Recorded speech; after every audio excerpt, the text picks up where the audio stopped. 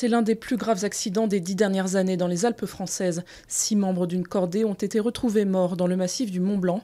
Le groupe participait à un stage de 2 semaines organisé par l'UCPA. Pour l'heure, on ignore s'ils ont été victimes d'une avalanche ou si la cordée a dévissé. Après l'aide humanitaire, Paris passe à la livraison d'armes pour les forces kurdes en Irak.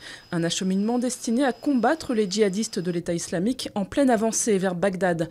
Pas de précision de l'Élysée sur la nature et le volume des armes acheminées au Kurdistan irakien.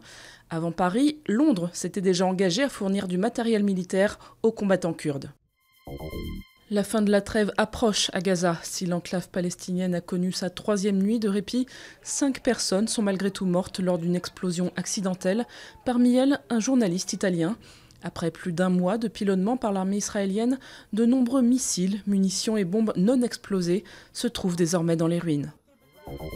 Kiev, bien décidé à ne pas laisser entrer sur son sol le convoi humanitaire envoyé par Moscou.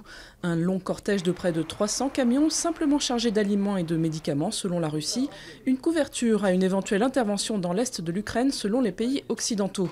Ils soupçonnent un renfort à destination des séparatistes pro-russes, actuellement en grande difficulté militaire. Faites l'amour, pas la guerre au pont parisien. Voilà en substance le message lancé par la mairie de la capitale. Les cadenas fixés par les amoureux du monde entier pèsent lourd, trop lourd pour les grillages. Résultat, en juin dernier, l'un d'entre eux s'était même effondré.